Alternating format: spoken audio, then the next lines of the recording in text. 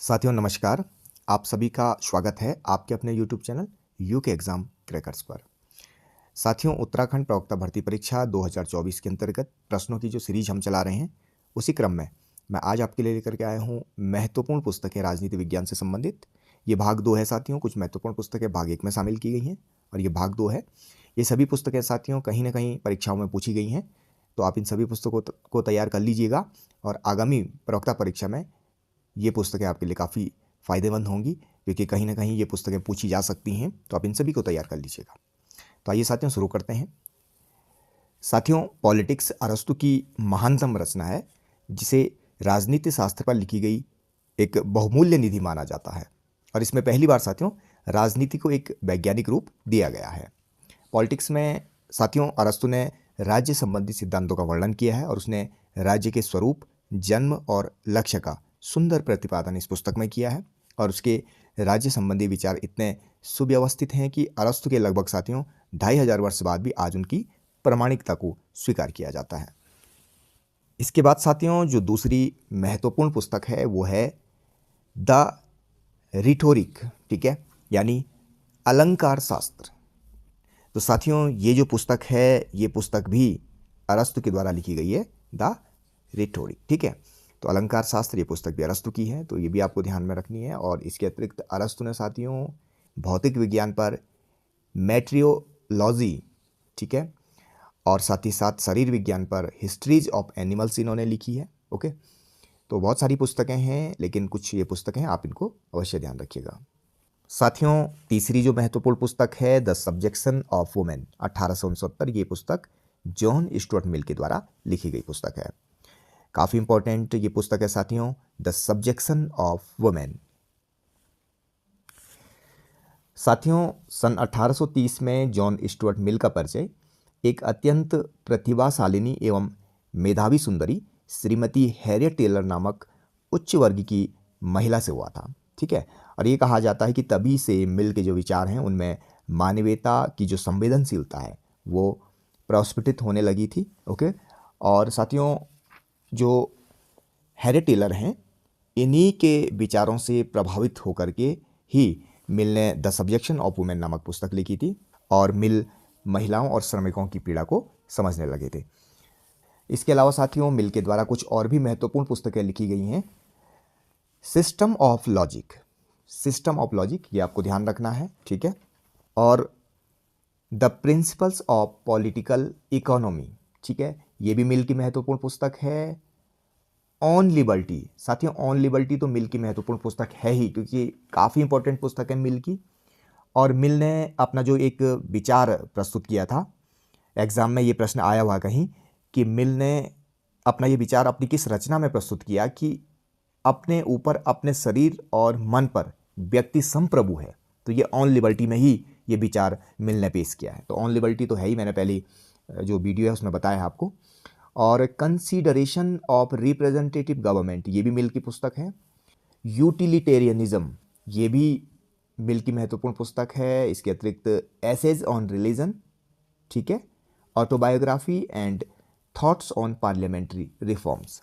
तो ध्यान रखिएगा ये कुछ पुस्तकें हैं जॉन स्टुअर्ट मिल के द्वारा लिखी गई। इसके बाद साथियों चौथी जो पुस्तक है the origin of family, private property and state 1884, ये एंजल्स की पुस्तक है, ठीक है। तो एंजल्स की ये पुस्तक है, काफ़ी इंपॉर्टेंट पुस्तक है। एंजल्स कार्ल मार्क्स के साथी रहे हैं, ठीक है। तो ये इनकी व्यक्तिगत पुस्तक है, खुद की पुस्तक है इनकी एंजल्स की, the origin of family, private property and state. Okay, इसके बाद साथियों पांचवी महत्वपूर्ण पुस्तक है the economic and philosophical manuscript 1844, ये कार्ल मार्क्स की पुस्तक है। काफ़ी इंपॉर्टेंट पुस्तक है साथियों, और किसी एग्जाम में ये प्रश्न भी आया हुआ है कि कार्ल मार्क्स ने परायेपन और अलगाव की अवधारणा अपनी किस पुस्तक में प्रस्तुत की है। तो ये वही पुस्तक है the economic and philosophical manuscript, ठीक है। तो ये कार्ल मार्क्स की पुस्तक है। कार्ल मार्क्स आपके लेक्चरर परीक्षा में भी आपके कहीं ना कहीं जो अन्य जो विचारक हैं उसमें है।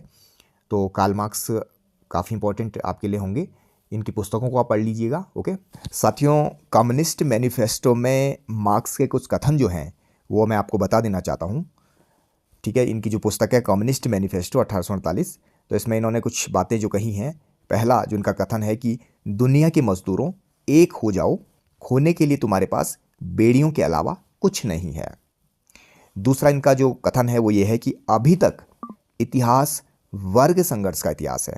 और तीसरा, राज्य पूंजीपतियों की कार्य समिति है, राज्य पूंजीपतियों की कार्य समिति है। तो ये कुछ कथन हैं कार्ल मार्क्स के जो इनकी पुस्तक कम्युनिस्ट जो मैनिफेस्टो एंजल्स के साथ मिलकर के लिखी है, तो इससे लिए गए हैं।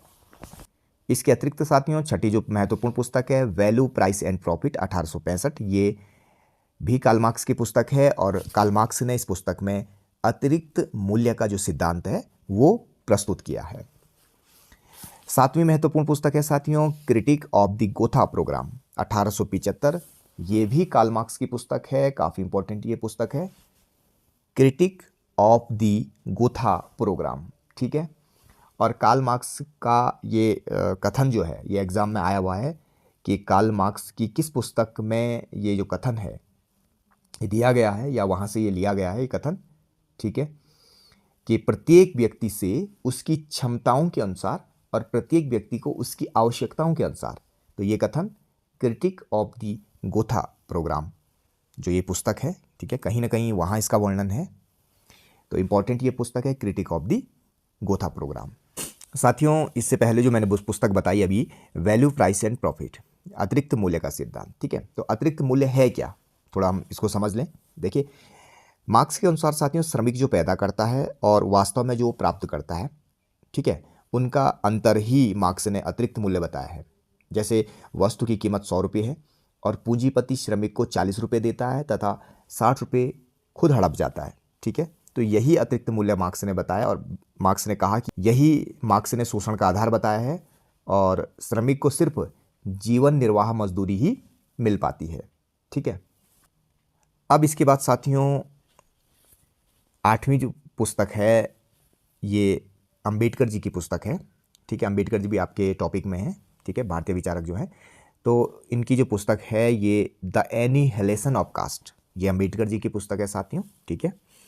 नवीं पुस्तक है साथियों रिडल्स इन हिंदुज़्म, ठीक है, तो ये भी अंबेडकर की पुस्तक है। और 10वीं पुस्तक है यहाँ पर who were Shudras, who were Shudras, तो ये पुस्तक भी साथियों डॉक्टर अंबेडकर जी की है, ठीक है। इसके अतिरिक्त साथियों अंबेडकर जी की कुछ और महत्वपूर्ण पुस्तकें हैं जो आपको ध्यान रखनी होंगी, ठीक है। तो वो है एक द अनटचेबल, ठीक है, द अनटचेबल, यानी ये भी कह सकते हैं आप द ओरिजिन ऑफ अनटचेबल 1948, ठीक है। इसके अतिरिक्त thoughts on Pakistan, thoughts on Pakistan ये भी अंबेडकर जी की पुस्तक है। और थॉट्स ऑन लिंग्विस्टिक स्टेट्स यानी भाषाई राज्यों पर विचार, ओके। और इसके अतिरिक्त द बुद्धा एंड हिज धम्मा, ठीक है, द बुद्धा एंड हिज धम्मा, आप इनको जरूर तैयार कीजिएगा। ये सभी पुस्तकें अंबेडकर जी के द्वारा लिखी गई पुस्तकें हैं, ठीक है। इसके बाद साथियों 11वीं महत्वपूर्ण पुस्तक है what is political philosophy and other studies, ये पुस्तक साथियों लियो स्ट्रॉस की पुस्तक है, लियो स्ट्रॉस की पुस्तक है what is political philosophy and other studies. इसके बाद साथियों 13वीं महत्वपूर्ण पुस्तक है the Indian war of independence 1857, ये पुस्तक है साथियों वीर दामोदर सावरकर की पुस्तक, ठीक है, वीडी सावरकर की ये पुस्तक है, काफ़ी इंपॉर्टेंट ये पुस्तक है, ठीक है। इसके बाद 14वीं महत्वपूर्ण पुस्तक है the open societies and it's enemies 1974, ये कॉर्ल पॉपर की पुस्तक है, ठीक है। ये पुस्तक तो मैं कई बार आपको बता चुका हूँ, कई बार आपको ये पुस्तक बता चुका हूँ, आप इसको तैयार कर लीजिएगा। इसके बाद साथियों 15वीं महत्वपूर्ण पुस्तक है ए theory of punishment and rewards 1802, ये काफ़ी महत्वपूर्ण पुस्तक है, ये पुस्तक है बेंथम की पुस्तक, ठीक है, ये बेंथम की पुस्तक है साथियों, बहुत इंपॉर्टेंट ये पुस्तक है, ठीक है। साथियों मैं आपको बता दूं कि बेंथम के समय में जो फौजदारी कानून है वो काफ़ी कठोर हुआ करता था और वहाँ पर छोटे छोटे अपराधों के लिए मृत्युदंड की सज़ा दी जाती थी। बेंथम ने इसका विरोध किया, उसने कहा कि जो फौजदारी कानून है वो मनुष्योचित हो और अपराध से अधिक कभी भी किसी को दंड नहीं मिलना चाहिए, ठीक है। और ये भी बताते हैं बेंथम की अपराध का जो निर्णय है वो आनंद और पीड़ा के मापदंड से करना चाहिए। साथ ही उसका ये कहना है कि दंड स्वयं एक बुराई है और पीड़ा का कारण है। दंड केवल उसी समय देना चाहिए जब उससे भी अधिक बड़े कष्ट का निवारण करना हो और अधिक दंड देने से लाभ के बदले हानि होती है। ठीक है। बेंथम ने साथियों दंड के 12 नियम और 12 लक्षण बताए हैं। ओके, तो बेंथम के अनुसार दंड देते समय 4 बातों का ध्यान रखना चाहिए। पहला, अपराध किस प्रकार का है। दूसरा, परिस्थितियां जिनमें अपराध किया गया है। तीसरा, अपराधी का उद्देश्य क्या है। और चौथा, अपराध से किस प्रकार के व्यक्ति को हानि पहुंचती है। साथियों, बेंथम का मत था कि दंड से होने वाले परिणामों का अंदाज लगाते समय अपराधी के सुधार का भी ध्यान रखना चाहिए और उसका विश्वास था कि दंड व्यवस्था उचित होने पर अपराधी को सुधारा जा सकता है और उसको फिर से समाज का उपयोगी और सम्मानित सदस्य बनाया जा सकता है। और इसी आधार पर साथियों बेंथम ने अपराधियों के पुनर्वास के लिए अनेक महत्वपूर्ण सुधारों का समर्थन किया था, जैसे कारावास में अपराधियों को औद्योगिक शिक्षा देना। अपराधियों के दैनिक जीवन को व्यवस्थित करने के लिए भी बेंथम ने एक योजना बनाई थी साथियों, जिसको पैनोप्टिकन नाम दिया गया। आप नोट कर लीजिए इसको। ठीक है, पैनोप्टिकन। ओके, अपराधियों के दैनिक जीवन को व्यवस्थित करने के लिए या जेल सुधार संबंधी जो एक योजना उसने प्रस्तुत की थी, पैनोप्टिकन। ठीक है, और इस योजना के अनुसार साथियों कारागार की इमारतें अर्धचंद्राकार बनाई जाएं, जिससे कि जेल का अधिकारी अपने निवास स्थान से जेल की सभी जो कोठरियां हैं उनको भली भांति उन पर नज़र रख सके। और इस योजना की जो मुख्य बातें थी वो ये थी कि सावधानीपूर्वक निरीक्षण, सहानुभूतिपूर्वक अनुशासन, उन्नत वातावरण। यानी जेल के समय अपराधियों को प्रारंभिक शिक्षा के साथ साथ लाभप्रद व्यवसाय की भी शिक्षा देनी चाहिए और साथ ही साथ अपराधियों के सुधार हेतु उन्हें नैतिक एवं धार्मिक शिक्षा दी जानी चाहिए। इस प्रकार उनमें अच्छे चरित्र का निर्माण हो सकेगा और जेल से छूटने के बाद वे फिर से समाज के स्वस्थ नागरिक बन सकेंगे। ठीक है, और योजना के अनुसार कारावास से छूटने पर अपराधियों को कम से कम तब तक के लिए कोई काम भी दिया जाना चाहिए जब तक कि वे जनता का पुनः विश्वास प्राप्त न कर लें। तो ये इंपॉर्टेंट है, आपको ध्यान रखना होगा। साथ ही साथ साथियों बेंथम ने शिक्षा योजना भी प्रस्तुत की थी, जिसको कहते हैं मॉनिटर पद्धति। ठीक है, मॉनिटर पद्धति, ये आपको ध्यान रखना होगा। और इस पद्धति के अनुसार जो ऊंची कक्षा के जो बच्चे हैं अथवा जो योग्य विद्यार्थी हैं वो क्या करेंगे, नीचे वाले या कमज़ोर विद्यार्थियों को पढ़ाते हैं। तो इसको मॉनिटर पद्धति बेंथम ने कहा है। तो ये शिक्षा योजना इन्होंने प्रस्तुत की है, आप इसको भी ध्यान रखिएगा। इससे पहले मैं आपको बेंथम की जो महत्वपूर्ण पुस्तक है वो बता ही चुका हूँ। ठीक है, तो वो पुस्तक है principle of morals and legislation, नैतिकता एवं विधायन के नियम। ठीक है, ये पुस्तक पिछली बार आई भी है। इसके बाद 16वीं महत्वपूर्ण पुस्तक है यहाँ पर साथियों मॉडर्न डेमोक्रेसीज। ठीक है, ये जेम्स ब्राइस की पुस्तक है। 17वीं पुस्तक है the behavioural persuasion in politics, ये हेंजा यूलाओ की महत्वपूर्ण पुस्तक है the behavioural persuasion in politics. इसके बाद साथियों 18वीं महत्वपूर्ण पुस्तक है द गवर्नमेंटल प्रोसेस। ठीक है, तो ये है डेविड ट्रूमैन की। ठीक है, ये डेविड ट्रूमैन की पुस्तक है साथियों। ठीक है, ये डेविड ट्रूमैन की पुस्तक है द गवर्नमेंटल प्रोसेस। इसके अतिरिक्त मैंने एक पुस्तक और भी बताई थी आपको, the process of government, Arthur Bentley की पुस्तक। ठीक है, वो भी आप ध्यान रखिएगा। द प्रोसेस ऑफ गवर्नमेंट वो आर्थर बेंटले की पुस्तक है और ये जो पुस्तक है द गवर्नमेंटल प्रोसेस, ये डेविड ट्रूमैन की पुस्तक है। 19वीं महत्वपूर्ण पुस्तक है पब्लिक ओपिनियन, ये वाल्टर लिपमैन की पुस्तक है। ठीक है, इसके बाद साथियों 20वीं जो महत्वपूर्ण पुस्तक है स्पिरिट ऑफ लॉज, यानी कानून की आत्मा। इस पुस्तक के लेखक कौन है साथियों, तो इस पुस्तक के लेखक हैं मॉन्टेस्क्यू। ठीक है साथियों, तो इस पुस्तक के लेखक हैं मॉन्टेस्क्यू।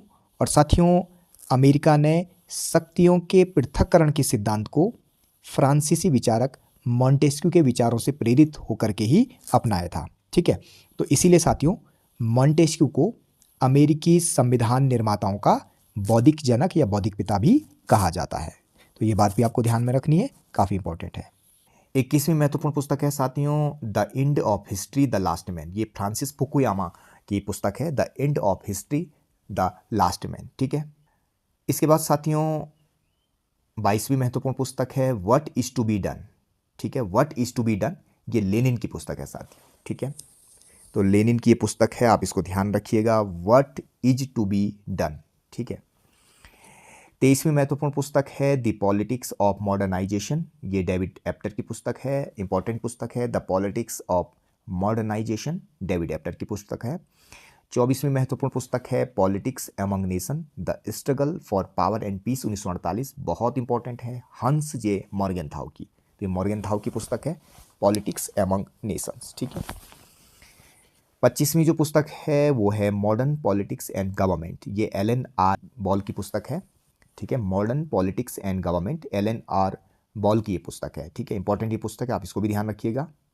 इसके बाद साथियों 26वीं पुस्तक है एस्पेक्ट्स ऑफ पॉलिटिकल डेवलपमेंट। बहुत इंपॉर्टेंट है साथियों, बहुत इंपॉर्टेंट ये पुस्तक है, ठीक है, इसको ज़रूर ध्यान रखिएगा। तो ये लुशियन पाई की पुस्तक है, Lucian pi, aspects of political development. इसके बाद 27वीं महत्वपूर्ण पुस्तक है the stages of political development. ये राजनीतिक विकास से संबंधित पुस्तक है साथियों, ठीक है। तो the stages of political development ये है आर्गेन्स्की की पुस्तक है, AFK आर्गेन्स्की, ठीक है, इनकी पुस्तक है the stages of political development. इसके बाद 28वीं जो पुस्तक है द सिविक कल्चर, ये सिडनी बर्बा और ग्रेबियल आमंड की पुस्तक है, बहुत इंपॉर्टेंट है, ये आ सकती है ये पुस्तक, द सिविक कल्चर, ठीक है, राजनीतिक संस्कृति से संबंधित ये पुस्तक है। तो द सिविक कल्चर सिडनी बर्बा और ग्रेबियल आमंड की पुस्तक है। उसके बाद 29वीं पुस्तक है प्रिजन नोटबुक, ये एंटोनियो ग्राम्सी की पुस्तक है, ये आपके टॉपिक में भी है, प्रिजन नोटबुक, ठीक है। तो इसको हम अच्छे से पढ़ेंगे, ठीक है, ग्राम्सी को काफ़ी कुछ ग्राम्सी के बारे में है। तो इनकी जो महत्वपूर्ण पुस्तक है प्रिजन नोटबुक, ये आप ध्यान रखिएगा। और माओ त्से तुंग, ये भी टॉपिक में आपके, तो इनकी जो महत्वपूर्ण पुस्तक है न्यू डेमोक्रेसी, ठीक है, न्यू डेमोक्रेसी किसने लिखी है? माओ त्से तुंग ने। इसके बाद साथियों अंतिम पुस्तक है कास्ट इन इंडियन पॉलिटिक्स, ठीक है। साथियों जो मैंने पिछली वीडियो बनाई है भाग जो पहला है, तो उसमें थोड़ा बुक्स का नाम कहीं उसमें कुछ गलत हुआ है, वहाँ पर मैंने कास्ट पॉलिटिक्स इन इंडिया बताया है, ठीक है, तो आप उसको करेक्ट कर लीजिएगा। उस पुस्तक का सही जो नाम है वो ये है कास्ट इन इंडियन पॉलिटिक्स, ठीक है, तो इसको करेक्ट कर लीजिएगा please. Caste in Indian politics 1970, ये रजनी कोठारी की पुस्तक है, ठीक है, तो आप इसको करेक्ट कर लीजिएगा। तो साथियों ये सभी पुस्तकें काफ़ी इंपॉर्टेंट हैं, आप इनको तैयार कर लीजिएगा, ठीक है। चलिए, थैंक्स फॉर वॉचिंग।